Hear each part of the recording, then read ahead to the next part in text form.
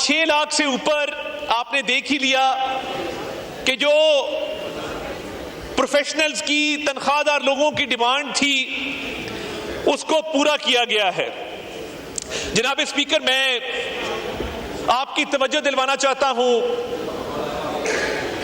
کہ ایسا دور آیا تھا کہ جب سیاسی لیڈر جو ان کی جماعت کے سربراہ ہیں ان کے بیانات آن ریکارڈ موجود ہیں کہ پاکستان ڈیفالٹ ہونے جا رہا ہے، یہ 1 مہینے کی بات ہے، یہ 2 مہینے کی بات ہے، یہ ڈیفالٹ آج ہوا کل ہوا، اور پاکستان میں کوئی انویسٹمنٹ نہ کرے، پاکستان میں اکنامک ایکٹیویٹی ختم ہونے لگی ہے، اور شرطیں لگی ہوئی تھیں۔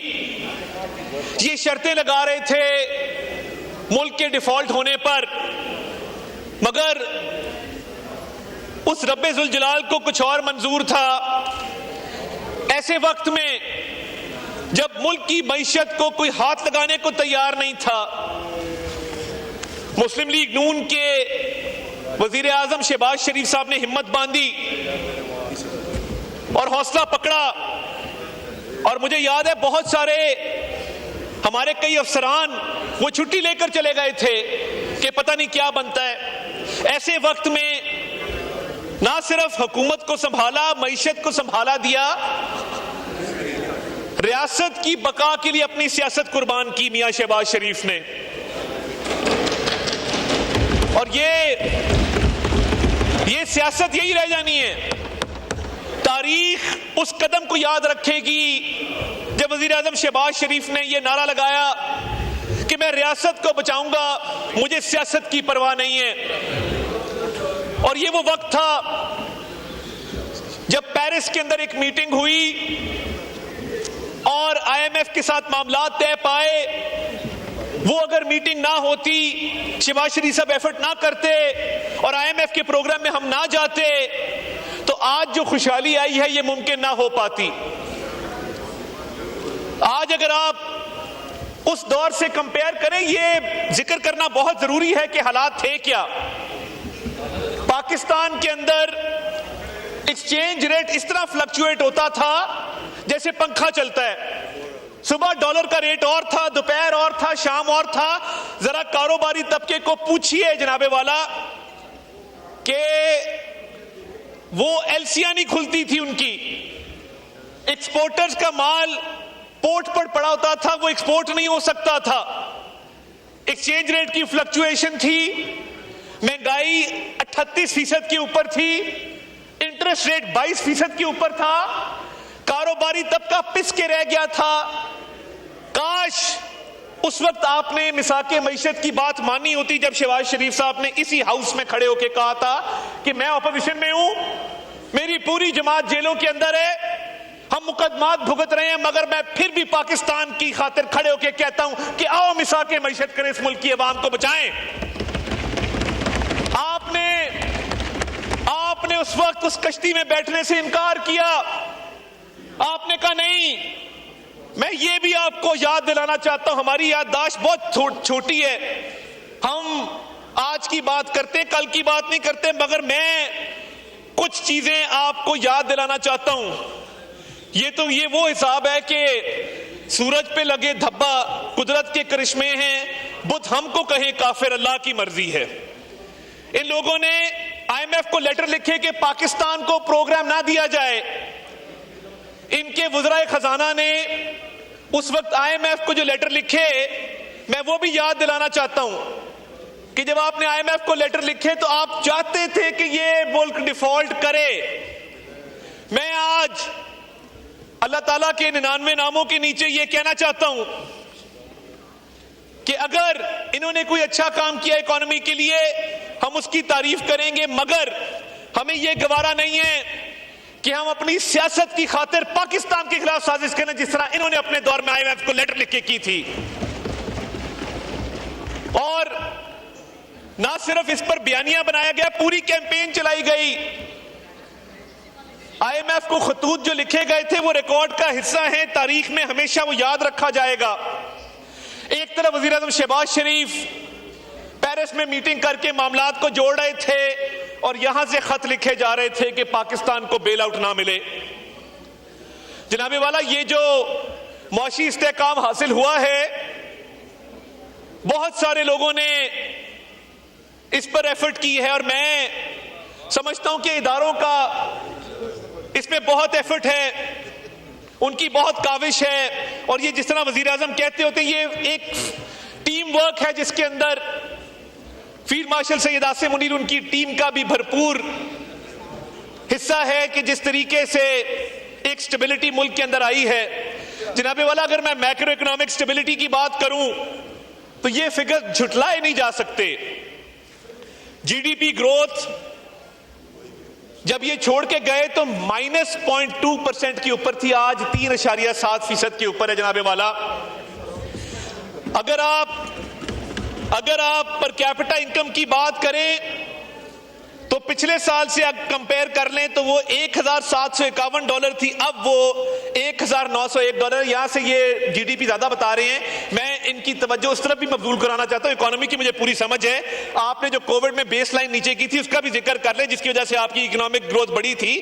تو یہ بیس لائن کو ہم نے نہیں چھیڑا, بیس لائن آپ نے لوور کر کے اپنی گروتھ زیادہ دکھائی تھی, ہم نے یہ کام نہیں کیا ہے. جناب والا, اس کے علاوہ انفلیشن کا اگر ذکر کریں, مہنگائی کی شرح اگر یہ سنبھالا اکانومی کو نہ دیا ہوتا اور دن رات ایفرٹ نہ کی ہوتی میاں شہباز شریف صاحب نے, ان کی ٹیم نے, تو کیا یہ سنگل ڈیجٹ کے اندر آ سکتی تھی؟ کیا مہنگائی جو 38% کے اوپر تھی اگر وہیں رہتی تو آج ملک میں کیا حالات ہوتے؟ انٹرسٹ ریٹ اگر رہتا 22% کے اوپر ہی اور 11% کے اوپر نہ آتا تو ملک کے اندر کیا حالات ہوتے؟ اور جناب والا, جو فورن ایکسچینج ریزروز ہیں, آج اگر آپ فورن ایکسچینج ریزروز کو دیکھیں تو ہمارے پاس 3.25 مہینے کا امپورٹ کور موجود ہے, اور ریمیٹنسز جو ہیں انہوں نے تمام پچھلے ریکارڈ توڑے ہیں. جو فورن ایکسچینج ریزروز ہیں آج $17.2 بلین پہ کھڑے ہیں, جب یہ چھوڑ کے گئے تھے تو یہ $9 بلین کے اوپر کھڑے تھے. جناب والا, ریمیٹنسز آج $33.9 ارب کے اوپر ہیں, ایئر آن ایئر 9% کا انکریز ہے, جو کہ ہائیسٹ ایور انکریز جو ریکارڈ ہوا ہے.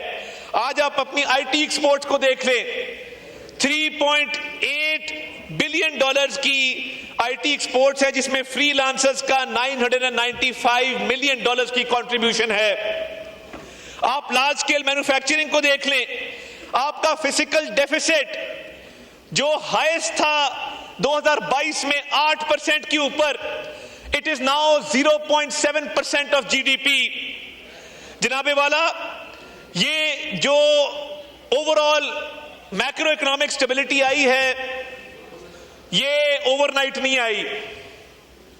جب ڈیفالٹ کے دہانے پہ تھے تب تو یہاں سے خوشیاں منائی جا رہی تھیں, امید کی جا رہی تھی, ان کا لیڈر اور ان کے تمام لوگ یہ امید کر رہے تھے کہ آج ڈیفالٹ ہوا کل ہوا.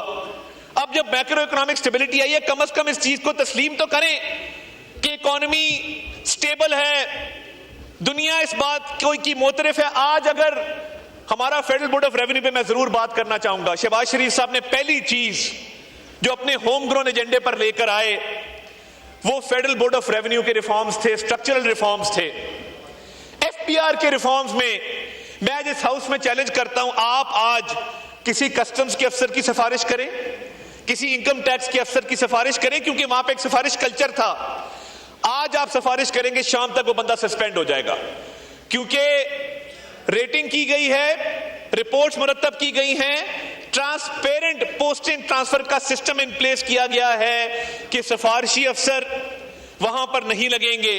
اس کے علاوہ اربوں روپے لیٹیگیشن کے اندر تھے. ہوتا کیا تھا, اربوں روپے کا ٹیکس ہے, وکیل ایف بی آر کا ملا ہوا ہے جس نے ٹیکس دینا ہے اس کے ساتھ, اور ملی بھگت سے سٹے آرڈر لیے جا رہے ہیں, تاریخ پہ تاریخ لی جا رہی ہے. شہباز شریف صاحب نے ٹرائیبیونل بنائے میرٹ کے اوپر, ٹرائیبیونلز کے چیئرمین, میں خود وکیل ہوں, میں اس بات کو سمجھتا ہوں کلوژن ہوتی ہے, ہمارے ہاں بھی بلیک شیپ ہیں, ہمارا پیشہ اس میں بھی لوگ موجود ہیں, اچھے برے لوگ ہر جگہ ہوتے ہیں, اس میں مائنڈ کرنے والی بات نہیں. اب ہمارے بہت سینئر ہیں پیشے کے لحاظ سے, میں اس لیے ریکویسٹ کروں گا کہ یہ کوئی ایسی بات نہیں ہے. ایف بی آر کے وکیل ملے ہوتے تھے, بالکل ملے ہوتے تھے ایف بی آر کے وکیل. میں آپ کو چیلنج کرتا ہوں, آپ آ جائیں میرے سے فیکٹ پہ بات کر لیں. ایف بی آر کے وکیل ملے ہوتے تھے جنہوں نے ٹیکس دینا, ان کے ساتھ اربوں روپے کی کلوجن تھی. اب ٹرائیبیونل بنائے گئے ہیں, ان کے چیئرمین میرٹ پہ اپوائنٹ ہوئے ہیں, وکیلوں کو میرٹ پہ لیا گیا ہے اور اربوں روپیہ ریکور کیا گیا. اور اس کے ساتھ ساتھ چند انڈسٹریز جن کا ونڈ فال ٹیکس تھا, جس میں شوگر ہے, ٹوبیکو ہے, سیمنٹ ہے, بیوریجز ہیں, ان انڈسٹریز کو کوئی پوچھتا ہی نہیں تھا کہ جتنا مرضی منافع کماؤ. مشتاق صاحب, صرف شوگر انڈسٹری سے 60 ارب روپیہ ریکور کیا گیا ہے ٹیکس کی مد میں. یہ جو گنجائش پیدا کی گئی ہے تنخواہ دار طبقے کے لیے, محروم طبقات کے لیے, یہ جو شہباز شریف صاحب کی اسپیشل ایفرٹ تھی جس کے ذریعے ان انڈسٹریز میں ٹیکنالوجی بیسڈ مانیٹرنگ سسٹم لگائے گئے, مانیٹرنگ کو افیکٹو کیا گیا, ایماندار لوگ لگائے گئے, 60 ارب روپیہ صرف شوگر انڈسٹری سے ریکور ہوا ہے. اس کے علاوہ پچھلے سال جو شہباز شریف صاحب کی ڈائریکٹ سپرویژن میں پوری فائنانس کی ٹیم, ایف بی آر کی ٹیم نے محنت کی, اورنگزیب صاحب ان کی پوری ٹیم اس میں بہت ایکٹیو رہی, چیئرمین ایف بی آر بڑے ایکٹیو رہے. انفورسمنٹ میجرز کی مد میں 800 ارب روپیہ کلیکٹ کیا گیا ہے, جس سے یہ گنجائش پیدا ہوئی ہے.